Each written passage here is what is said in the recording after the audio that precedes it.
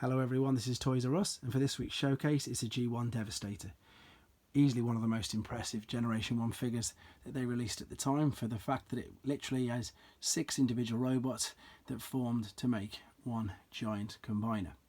Unlike some of the other combiners, all of these pieces could only go in certain areas. Obviously some of the other combiners like your Defensor, your Superior and all that, their limbs could go anywhere they wanted to, but with this they had to go in specific areas.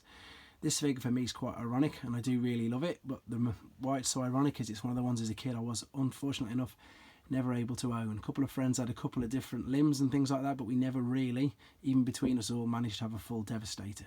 So I'll show you a few of the things that I've got.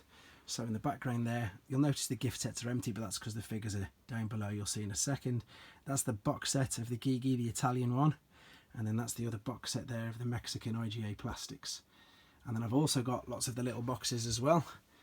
I really like all these individual boxes. As I say, this is pretty much the same as how they released them in Japan. Some of them are Japanese releases, but all the figures in Japan were released in these little boxes with the styrofoam. So they've all got their corresponding numbers on them there. They obviously all changed the names as well. So as I say, we've got over here Mixmaster is Rolo, and they've got their own, as I say, different little names on there. I really like these little boxes.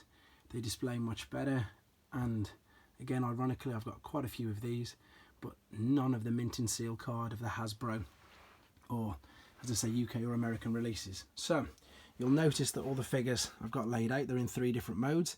That's also because there's a robot mode, your alt mode, and an armour mode. Most people didn't even really know about the armour mode, let alone display them, and that was just a clever use to use the Devastator Gestalt pieces to turn the cars into armoured vehicles. So we're starting on the left. We've got long haul. There he is in robot mode, there he is in armour mode, and there's in his normal truck.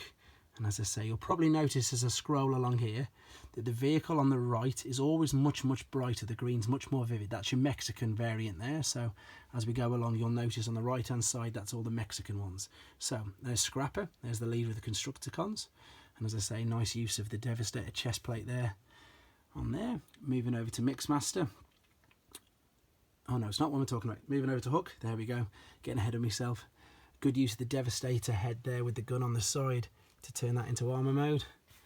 And yeah, sorry, the reason why I got confused was coming over to Mixmaster is I already know that he's missing his rocket at the top, but that's actually down there on a sprue. So I've actually got that, as I say, complete with the box set.